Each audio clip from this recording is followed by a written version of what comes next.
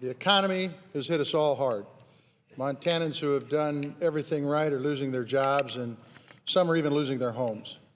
To get the economy back on track, we need to employ some common sense. We need to put politics aside, and we need to work together on behalf of the struggling families across this country. In particular, we need to do the right thing on behalf of our men and women who have served our nation in uniform. The unemployment rate for younger veterans who have served since September 11, 2001, continues to remain well above average. It is unacceptably high and is getting worse. It's a national disgrace. Our servicemen and women deserve better.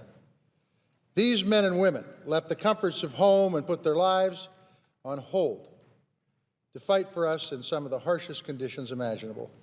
Far too many have paid the ultimate sacrifice, while thousands continue to struggle with the wounds of war, those seen and those unseen.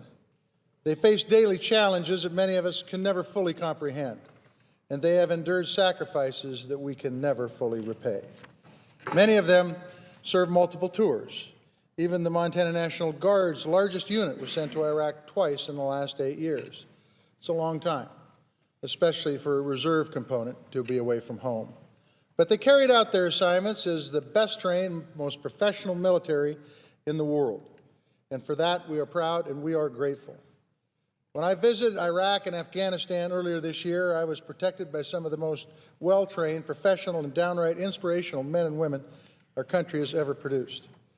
I recall in one instance standing at a command operating base looking out over a valley in Afghanistan where months earlier the Taliban had run roughshod. I thought how difficult the conditions were for the young men and women who were there wearing the uniform of our country, standing shoulder to shoulder with members of the Afghan army.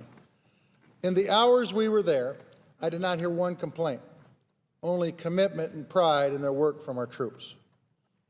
I'll never forget that. If we fail to do right by them, what does that say about us? Simply put, we have a responsibility to provide for all veterans and their families. It is something that I have never taken lightly, and it is something that continues to motivate me every single day. It means providing them with the best services and care that we can provide, and it means giving them every opportunity to succeed and empowering them with the tools that they need to find good-paying jobs. The legislation before us today does exactly that. It would provide important tax credits to encourage more employers to hire veterans who are out of work. It would provide additional education and job training for veterans to gain additional skills to be more successful in an increasingly competitive job market. And it would take important steps to help ease the transition between military service and the civilian workforce. Mr. President, let me give you an example of how this bill would directly affect one of my constituents. A chap by the name of Nathan Weens grew up in Glasgow, Montana, a small town in the northeastern corner of the state. He attended Montana State University on an ROTC scholarship, got a degree in civil engineering, and was deployed to Iraq as a captain in the Army.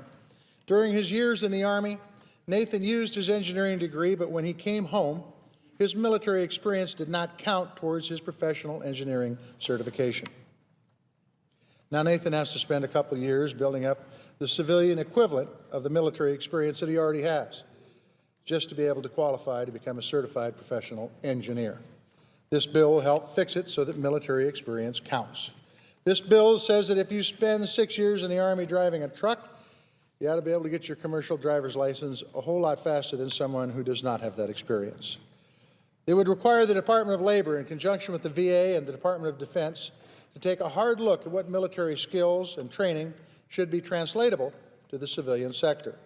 And it would make it easier to get these licenses and certifications that our veterans need. This bill will give employers valuable information about the skill sets our veterans have gained while they have served in the military. These are the kind of common sense ideas that we ought to be taking a look at. It is a responsible thing to do for America's veterans. And it won't surprise anyone that this proposal has ideas from both Democrats and Republicans, because this is an issue that shouldn't be partisan. Every member of the United States Senate should be committed to helping veterans find jobs. Montana has more veterans per capita than any other state in the Union except Alaska. We have 103,000 veterans in Montana.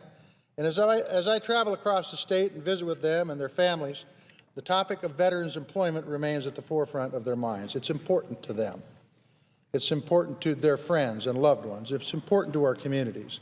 And it should be important to each and every one of us. We deal with a lot of contentious issues here, but this should not be one of them. Let's work together to do the right thing and get this bill passed, because it's the least we can do for those whom we owe so much.